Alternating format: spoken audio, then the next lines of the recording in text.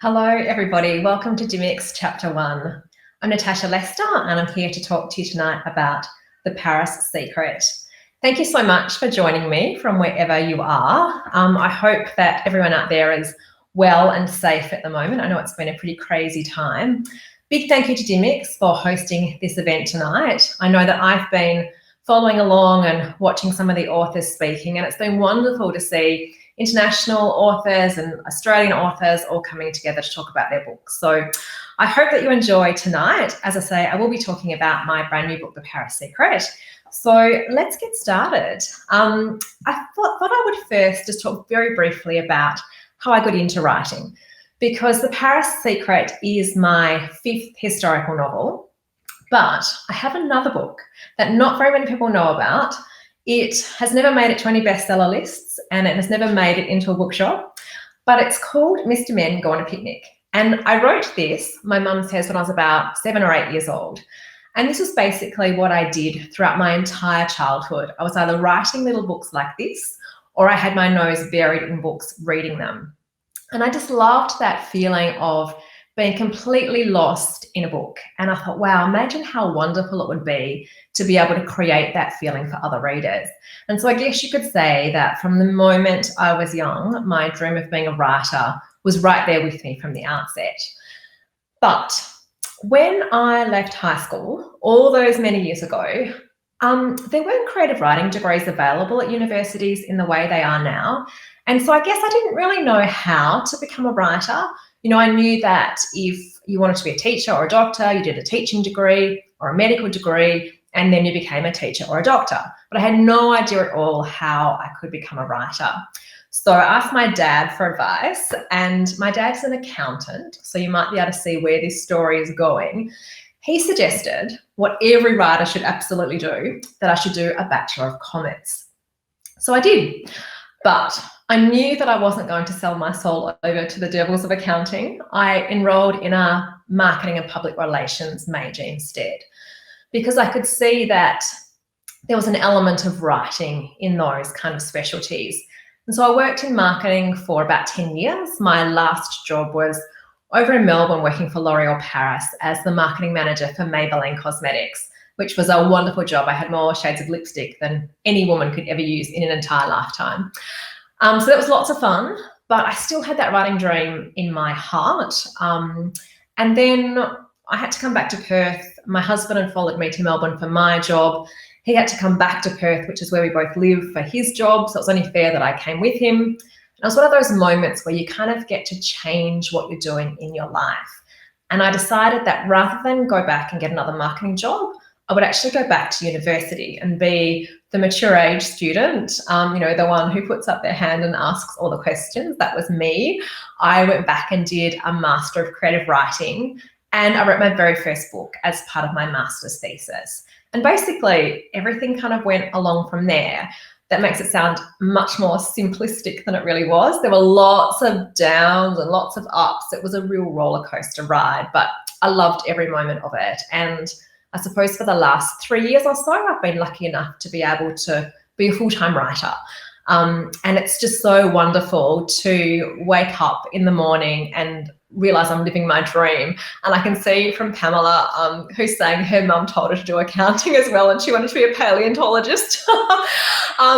Thanks all the mums and dads out there who have told us to do something which has proven to be useful, and we finally managed to make it to our dream. So hello to everyone who's been joining while I've been speaking. I can see there's people from everywhere, from Fremantle and Perth. Hi, people who live very nearby me, and from all over Australia as well. So that's a little bit about me. Now let's get into talking a bit about The Paris Secret. What I'm going to do is just read, oh, hello, there's someone watching from Dallas in Texas in America. Oh, thank you so much for joining us, Leslie, from all the way over there. Because this is called Dymocks Chapter 1, I'm actually going to read out a very short section from the first chapter of The Paris Secret. It's actually from the prologue. It's only about 3 minutes long, so grab yourselves a glass of wine or a cup of tea or a cup of coffee. Sit back and relax while I read to you just very briefly from The Paris Secret. Paris, 12th of February, 1947.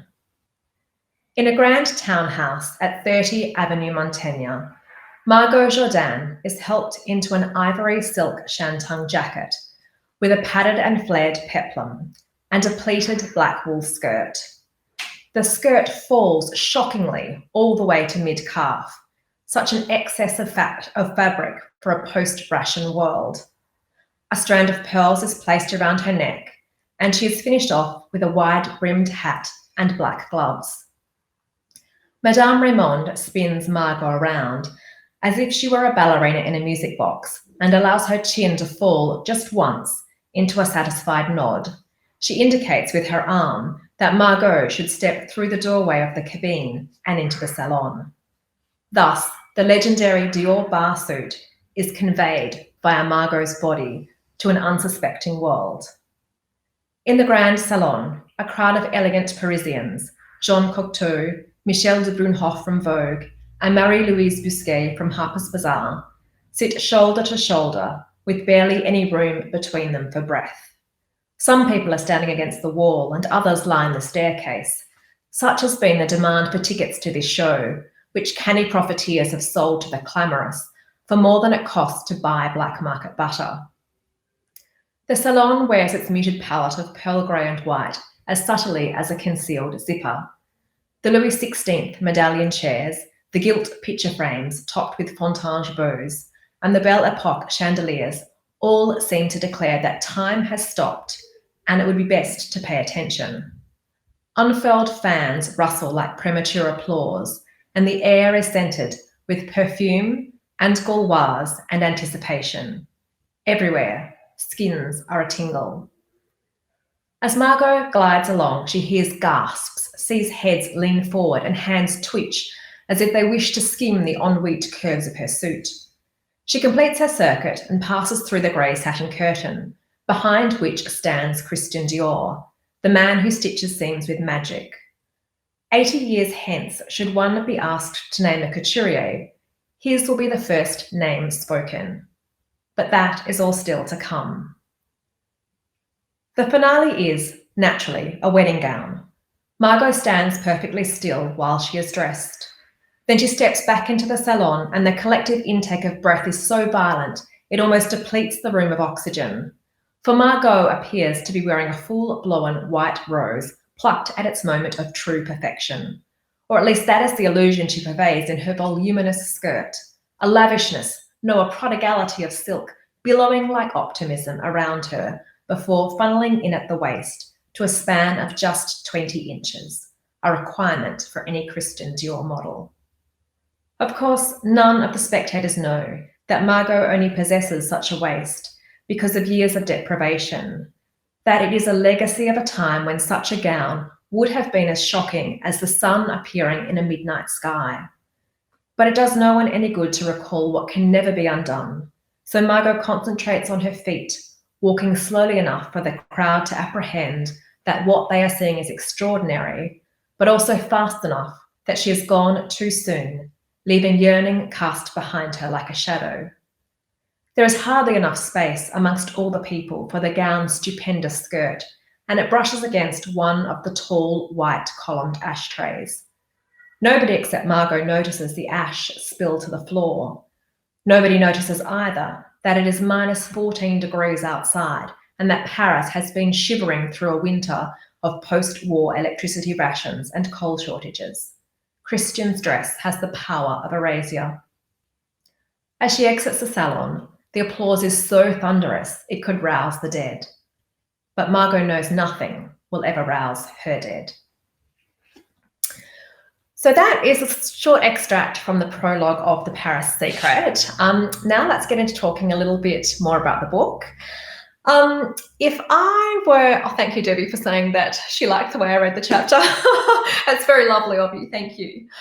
If I was at a live event, I would pose the question to everybody there, who has ever heard of Christian Dior? And I'm imagining that most people are putting their hands up right now. Most people have heard of Christian Dior. And most people could tell you what he did, that he was a couturier. But if I then pose the question, how many people have heard of Christian's sister, Catherine Dior, apart from anyone who's read the book, I wonder how many people would actually put their hand up. And I'm suspecting it's definitely not as many as the people who put their hand up who knew Christian Dior. So Catherine Dior is probably the most famous for being the woman whose name is attributed to the perfume Miss Dior. Miss Dior was named for Catherine, but there is a lot more to Catherine than simply being the woman behind a perfume. I first came across Catherine Dior when I was reading Anne Seber's wonderful book, Les Parisiennes, which is about women in Paris during the Second World War. And she mentions Catherine very briefly. And from there, I gleaned that Catherine Dior, Christian's sister, worked with the French resistance during the Second World War. Her work was very important, and she was a thorn in the Nazi side, and they eventually managed to capture Catherine. They deported her to Ravensbrück concentration camp, a concentration camp just for women.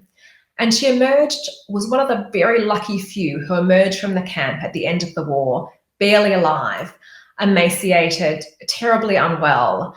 And she was then thereafter awarded a Légion d'honneur by the French and a King's Medal for Courage in the Cause of Freedom by the British.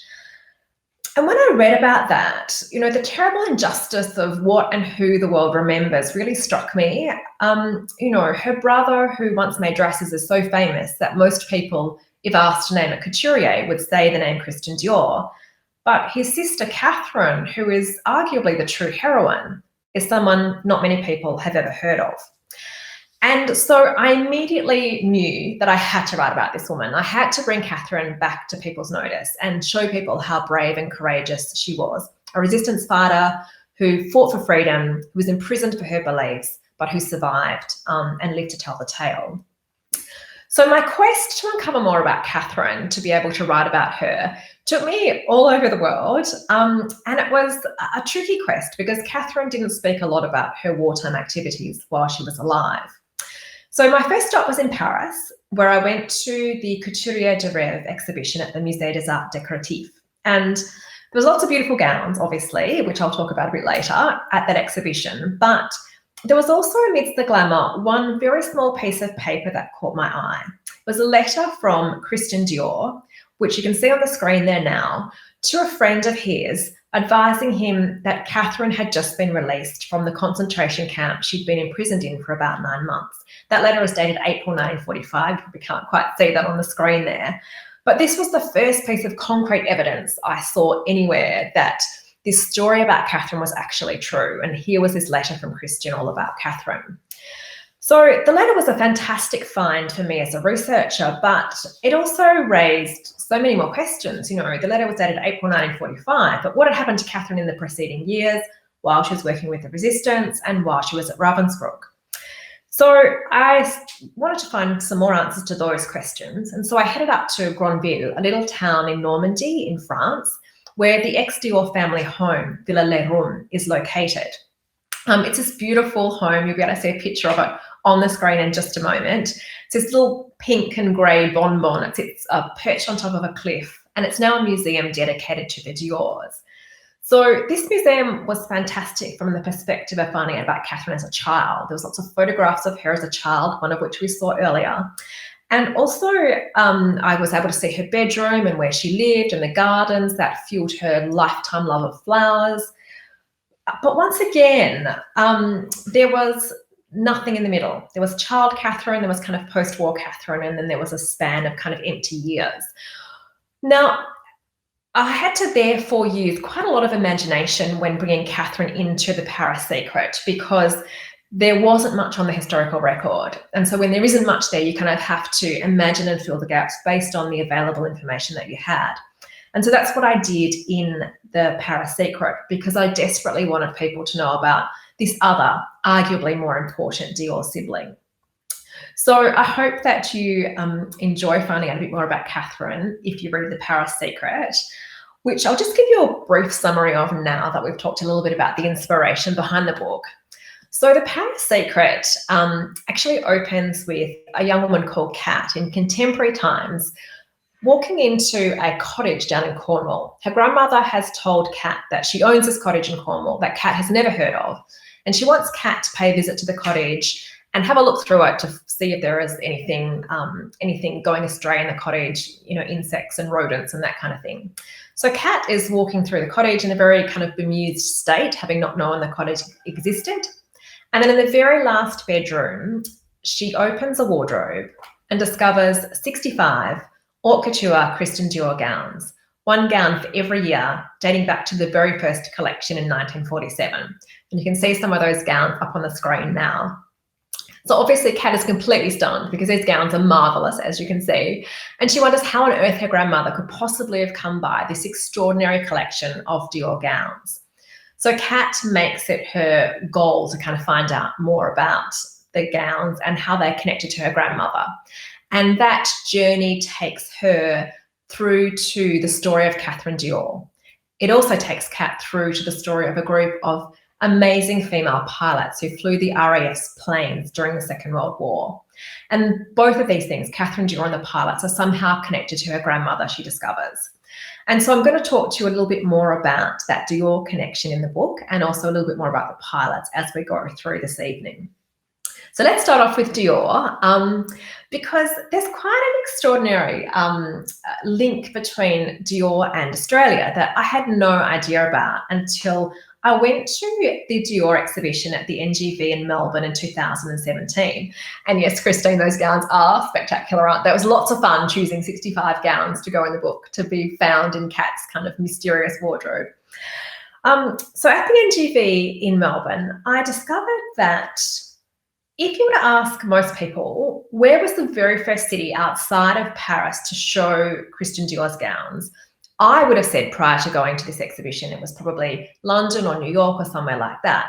Actually, it was Sydney here in Australia that was the very first city outside Paris to show Dior's gowns. And this was back in 1947 at the Paris Fashions for All parades. And when I was at the NGV, I was lucky enough to see the program for the Paris Fashions for All parade, and you can see the cover of that program up on the screen now.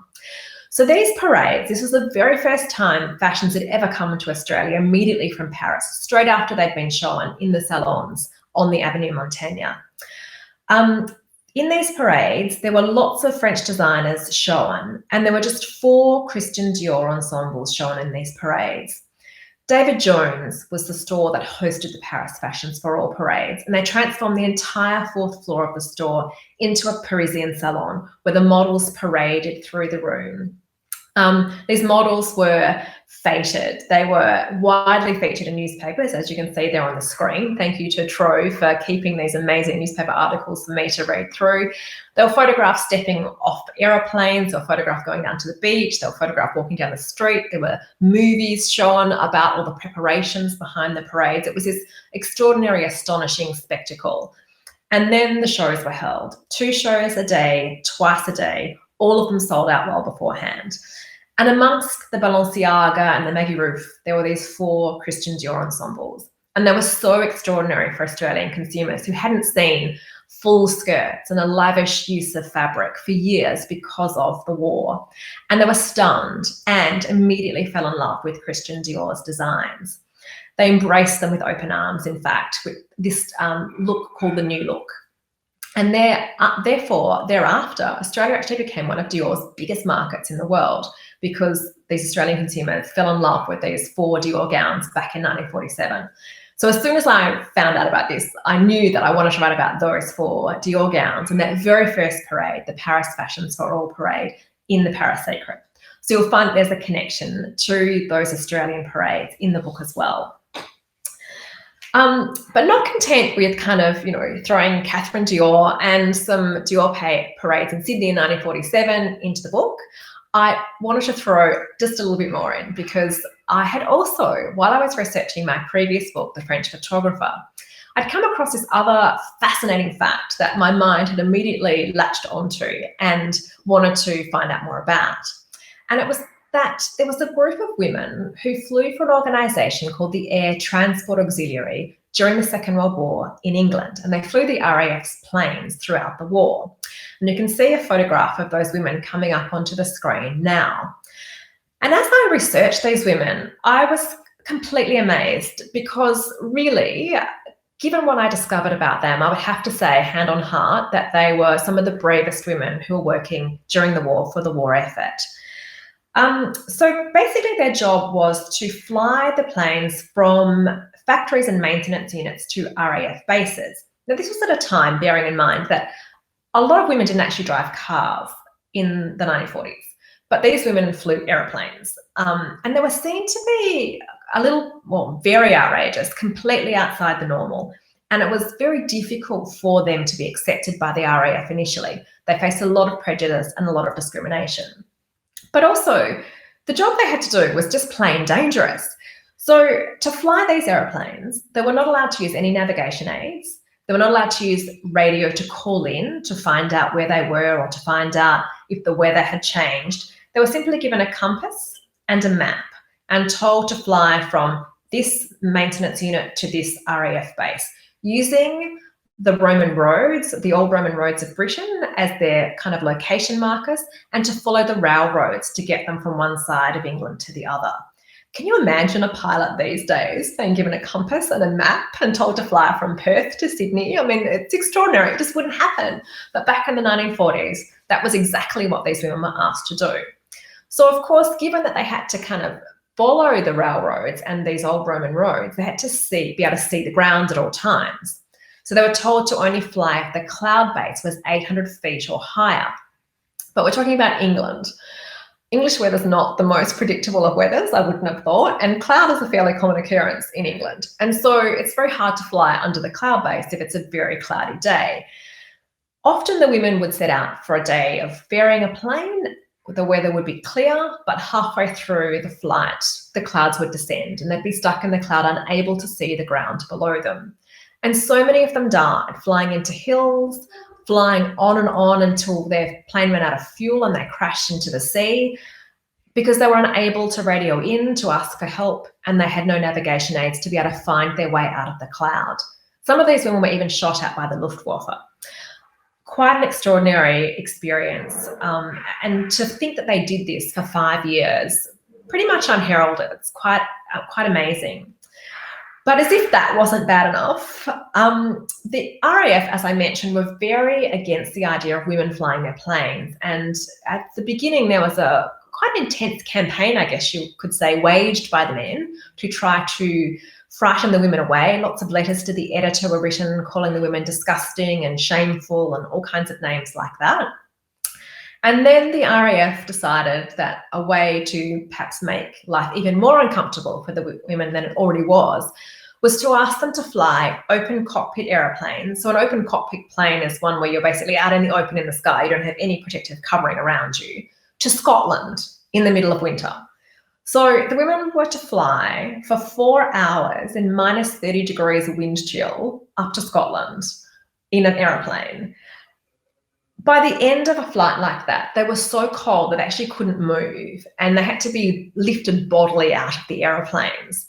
And of course, the RAF tried to use that as evidence that women were therefore incapable of flying. But this is despite the fact that nobody, not even a man, could have survived a 4-hour flight in minus 30 degrees wind chill and been able to move their legs at the end of it. And I just couldn't believe that these women just put up with it, because the greater good was that they had to win the war. And so they suffered through this throughout all of those years of war, and really barely spoke about it, even after the war. There were, like many women in England at that time, they just kind of put up with it and got on with it. Eventually, they were able to fly almost any plane in the RAF. And I just felt it was a story of incredible bravery, and was very lucky to spend quite a lot of time in the archives at Kew finding out more and more about these extraordinary women. So they do form quite a large part of the book, and you'll meet Skye, the main character in the historical storyline, who learned to fly when she was about 12 years old and becomes one of the women in the Air Transport Auxiliary during the Second World War. So I had lots of fun researching this book, going to museums all around the world, hunting for those 65 Dior gowns that I mentioned earlier, going to the ex-Dior family home up in Granville in France, searching for information about Catherine, going over to Melbourne to find out more about the connection between Dior and Australia. And I also had one more very fun trip over to Sydney. I wanted to look inside a Dior gown, because normally in a museum you only see the outside. But I'd heard that Dior, the way he constructed a gown was quite remarkable. And so I sent off an email to the Powerhouse Museum, because they obviously have such an extraordinary collection of gowns. And I basically emailed to say, you know, I was writing a book about Dior. I wanted to see whether they had any Dior gowns in their collection that I could come in and have a look at and maybe, fingers crossed, touch. Now, I just sent this email off to the info email address, not really expecting to hear back, but luckily whoever received that email passed it on to one of the fashion conservators there, and she happened to be reading one of my previous books called The Paris Seamstress at the exact moment that my email landed in her inbox. And so she knew who I was and was more than happy to help me. So I got myself on a plane and flew off to Sydney to go to the Powerhouse Museum. Now, before I finish this story, I should also say that in just a couple of minutes, I'll be opening to questions. So if you do have any questions to ask me, please type those away in the comments box, and the lovely Tim who's working behind the scenes will feed those questions through to me. So just a kind of a heads up to get those questions fired away if you want to. So I hopped off the plane in Sydney, walked into the Powerhouse Museum and met the fashion conservator, who was just an incredibly amazing person, so open and happy to share what she did with me. She took me down into the kind of the bowels of the museum, I guess, to where all the objects are stored, to a bank of very large drawers. And she pulled open one of those drawers, unfolded the tissue paper, and lying inside was a Christian Dior gown from 1949 called Moulin à Vente. If you go to the Met Museum's website, you'll be able to see Moulin à Vente because they hold one of the dresses also at the Met Museum in New York. And so then she let me put gloves on and touch this Christian Dior gown from 1949, which is pretty much one of the coolest research experiences of my life. It was extraordinarily good fun, but also the inside of a Dior gown is quite extraordinary. There's so much going on in there. Basically, he designed the gown so that you didn't need to wear those big tulle petticoats and corsetry and everything underneath it. The gown contained all that it needed to be able to create the shape, that beautiful new look kind of fit and flare shape that we're so used to seeing. And I cannot tell you how many dozens of teeny tiny little hook and eye closures are contained inside each of those gowns, as well as lots of padded lead weights, which would help the skirt or the jacket to hang correctly once it was kind of placed onto a person's body. So that was also a really wonderful research experience for me as well. In fact, sometimes I wonder whether I like the researching more than I like the writing. I think I like them both just as much, which is good, because if you write historical fiction, obviously you need to enjoy both elements of the process. So I've been talking a lot. I could talk for a lot longer if I had time, because there's still quite a bit more I could tell you about. But I will stop for a moment and just see if there are any questions that anyone has wanted to ask. Thank you so much to everyone who has joined us. There's a question here which says that I seem to find women who did amazing things but are not widely known and putting them in my novels. Will I be doing more of that in future books? Yes, definitely. So it's basically a passion of mine. I just think that and I guess it's because really the tradition has been that males have primarily written books about history, and perhaps therefore there's been a tendency to tell stories of men who obviously also did incredibly brave and courageous things, but perhaps that has meant that stories like Catherine Dior's and Lee Miller's, who I wrote about in The French Photographer, my book from last year, have maybe been forgotten. And I just love finding a woman like that who deserves to be known and who I know people. There's nothing more rewarding for me as a writer than when I get an email from a reader saying, after I read your book, I went and looked up Catherine Dior or Lee Miller or the female pilots of the Air Transport Auxiliary because I wanted to find out more about them. And I love that the book is just kind of a starting point on that reader's journey to find out even more about these remarkable women. So yes, as you can probably tell, it's a bit of a passion of mine. I have a book coming out next year. It's got a working title of The Riviera House. I don't actually know what it will be called when it's published, but that also features another very extraordinary woman from history who has been largely forgotten and who deserves to be better known. So I look forward to introducing you to her to you next year. So thank you very much for your question, Tracy. Yes, definitely look out for lots more like that. Another question from Tanya. Hello, Tanya. How are you? Thank you very much for joining me. Tanya's wondering how long my research took. And thank you for saying that you learnt a lot from the novel. I learnt a lot too as I was writing it. So the research really takes quite a long time, as you can imagine. Basically, it takes me about 2.5 years to write a book all up. I mean, some of that time is thinking time, and some of that time is writing time, and some of that time is editing time. So I'll generally have the idea for the book about 6 months before I sit down and start writing it. But then I'll really read only a very little while I'm writing the first draft, because I'm one of those terrible writers who doesn't actually know what I'm doing when I'm writing a book. I don't plot and plan in advance. I sit down and write, and the story unfolds for me page by page like it does for a reader. So it's hard for me to do a lot of research up front, because I could probably just research forever because I don't know what the scope of my story is yet. So I'll generally read 1 or 2 books that are broadly about the topic, one of the topics I'm writing about. So I started off for The Paris Secret, for instance, by reading a book about the experiences of many women in the air transport auxiliary. And then I make my way through the first draft, which has lots of gaps in it, lots of notes to myself that I need to find out more about this particular thing and more about that particular thing. And then once I have that first draft, finally I know what the story is, and I know that it's going to all work out. And my job then in the next draft is to make that story better. And part of making that better means filling in all the gaps and finding the research that I need to find out. So then I'll take a whole month off writing, and I will do 2 things. First of all, I'll travel. I don't know how that's going to work this year, but not in a normal year, a non-coronavirus year, I'll head across to Europe usually and go and do lots of research on the ground, visiting archives, visiting museums, walking the streets that my characters walk, doing all those kinds of things. And then I'll bring all that information back home, and I'll sit down for at least another couple of weeks and just read every book I can get my hands on. So memoirs of female air transport auxiliary pilots I read for The Paris Secret.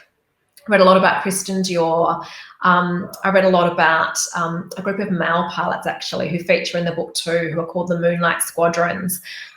Visited the archives in Kew and gathered all that material together.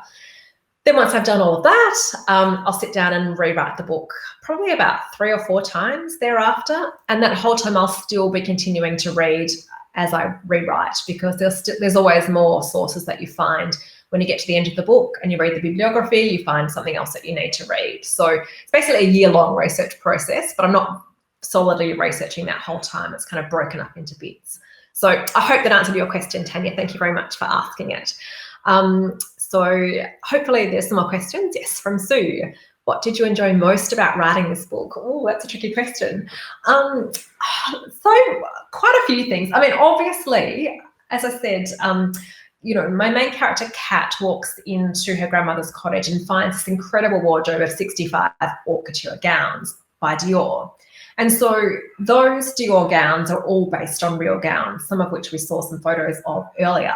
And so I made a list of which gowns those 65 gowns would be. And that meant going to museum exhibitions featuring Christian Dior's gowns and then looking through a whole lot of fashion books. Luckily, I have quite a few on the shelf behind me with pictures of Dior's gowns. And so I made a list, one from every year, of which gowns I would choose. And some are really easy and obvious to choose because they were the most gorgeous and the most stunning kind of gowns. And but I also tried to include gowns that were less well known and not kind of the most obvious gowns, the ones that were sometimes a bit more subtle and understated, because Kat, the main character in The Paris Secret, she's a fashion conservator, and she actually wears a few of those Dior gowns out to different occasions, because I figure that, you know, if someone was going to gift me 65 haute couture Christian Dior gowns, would I be able to resist the temptation of wearing them? I don't think so. So I let Kat wear them in the book. She's basically living my fantasy, being given a wardrobe of 65 gowns and then wearing them out to different things. So I think that was a really fun part of the book, basically getting to explore this dream of mine, giving that to a character called Kat and letting her loose with her Dior gowns and seeing what she would do with them.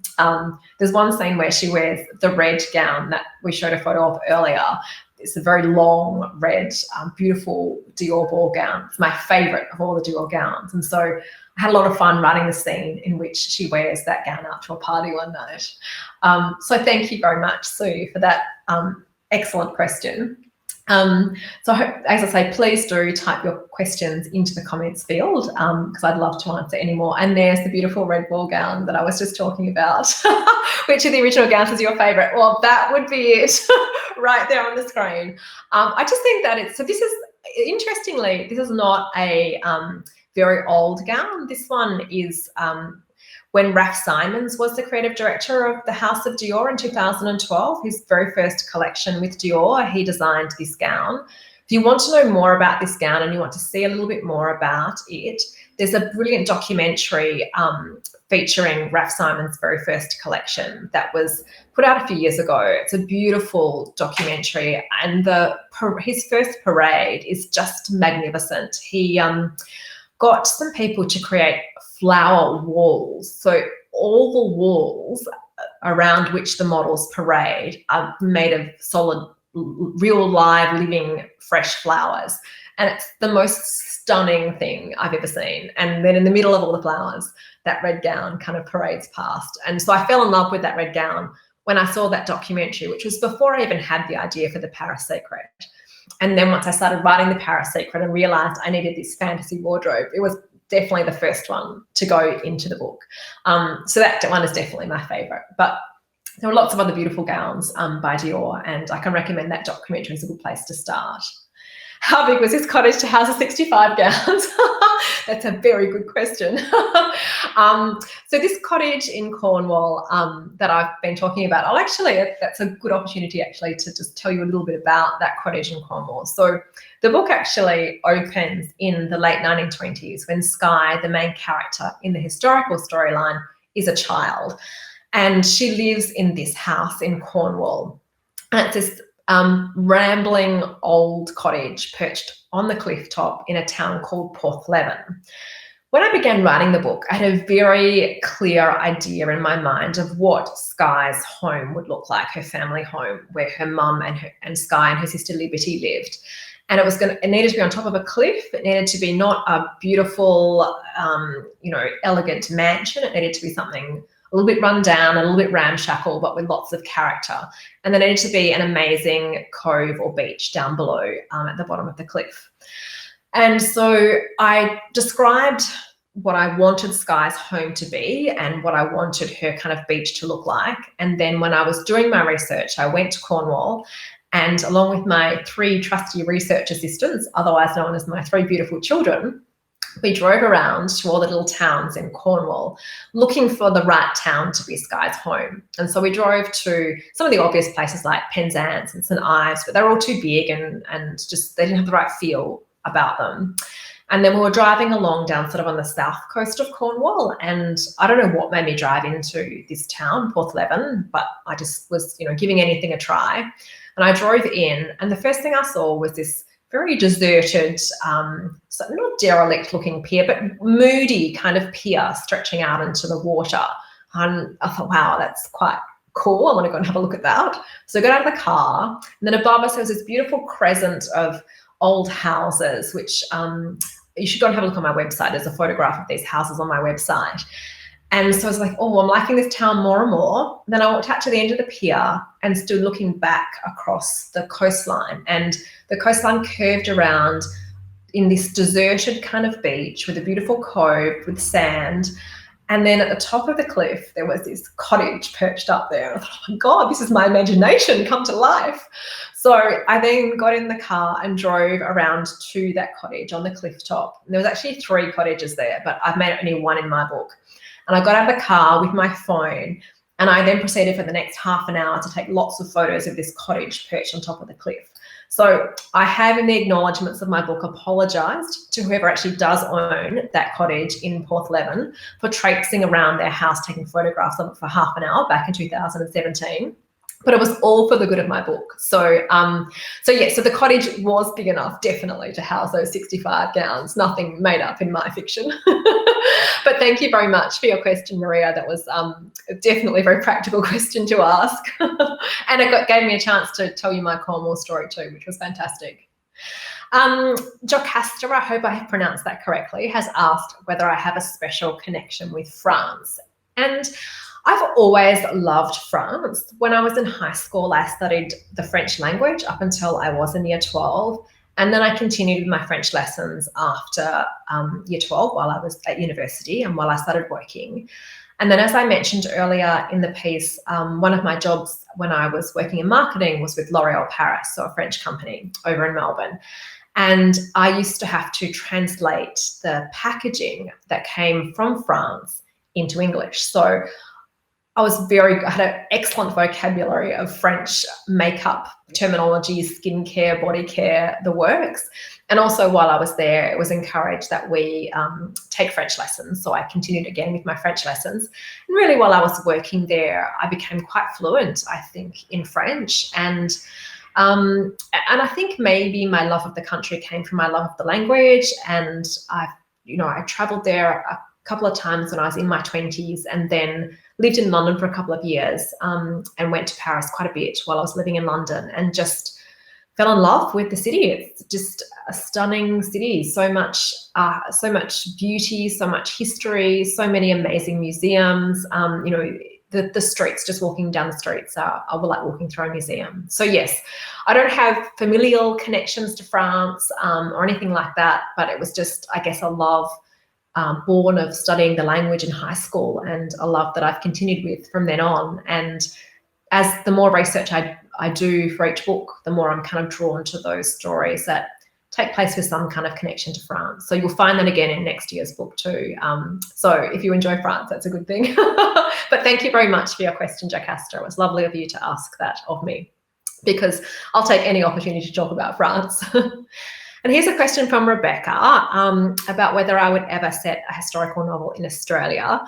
And yes, that's a very good question. And I think it's because when I'm doing my research, I started off, doing my research for my earlier books, and in that research, I would find something that would spark the idea for the next book. So when I was researching The Paris Seamstress, for instance, which was a book that came out in 2018, I came across the story of Lee Miller, and I immediately was captivated by that and wanted to write about her. So she became the subject of The French Photographer, which came out last year. Then when I was researching The French Photographer, I came across the story of Catherine Dior, which fed into The Paris Secret. And then when I was researching The Paris Secret, I came across the story of the woman I'm writing about in next year's book. And so that kind of fed into that. And so I think because of where I'm doing my research, that's kind of focused where each of my next books will be. What I really enjoyed about writing The Paris Secret was that there was this quite strong connection with Australia in terms of those early Dior parades. And so being able to incorporate that into the book was really lovely, because obviously, being an Australian and having that as my hometown is lovely to be able to include that in the storylines. And it's also, these days it's an interesting kind of juggle, because the books have been doing so well in America. Obviously, there's a need to take those readers' interests into account. And I mean, selling well in America was not something I ever anticipated happening, and I'm very grateful for it. But I guess the more that happens, the more I'm realizing that, there are people all around the world who have a vested interest in my books, which is very lovely, and I love that too. So never say never, Rebecca. Hopefully, as I'm researching, I'll come across that one interesting fact that triggers something in my mind that makes me want to write about a particular woman from Australia at some time in the future. So thank you for that question. Very last question. I'm looking forward to seeing what the last question is that comes up on the screen here in just a moment. But I just did want to say thank you very much, everyone, for joining me. Lu's asking me what next. So what next? I'm assuming you mean in terms of books coming out. So I've just finished the first stage of the structural edit for next year's book, which, as I mentioned, has a working title of The Riviera House. I can't guarantee that's what it will be called when it comes out. So if you want to know more about what that book might be called and to look at beautiful covers as we start to get towards that kind of thing, just keep an eye on my Facebook and Instagram pages, because I will update you there. The Riviera House basically takes place all in France. The entire contemporary storyline is set in a beautiful town on the French Riviera called Saint-Jean-Cap-Ferrat, which I loved writing about. It's just a gorgeous town, and it's kind of feels like cheating a bit to say that writing is my job when I spent a lot of time, going back in my mind to this beautiful town and writing about it. It didn't feel like particularly hard work. And the historical storyline takes place in Paris, and I can't say too much more about the book at this stage yet, but as I say, do keep an eye on my social media so that you can keep updated about that. We're moving on to the next phase of edits very soon, so that book is kind of nearly finished. And at the moment, I'm actually working on writing a book for the year after, which must be 2022, which seems like a really long way away. But that book is really fun and it's coming along really well at the moment. I've just got to work out how to end it. Hopefully I'll be able to do that. So wish me luck with that.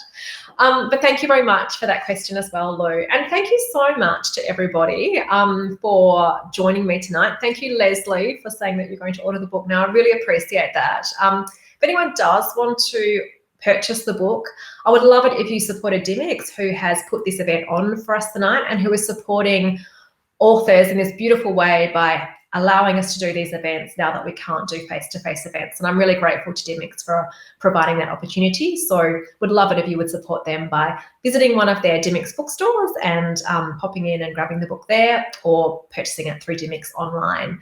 And I hope that you enjoy the book. Thank you so much for joining me. I've loved all your questions. It's been wonderful to chat to you. And I do hope that if you do get a chance to read The Paris Secret, that you enjoy it. Thank you so much and take care. Don't forget that next, I think it's Wednesday, the 20th of May, actually, you can see Candice Fox here on Dymocks Chapter 1. So please tune in for that too. Candice is amazing. She always tells fabulous stories. So I know that you'll enjoy that one too. In the meantime, thank you. Take care. Thanks so much to everyone for joining me. Goodbye.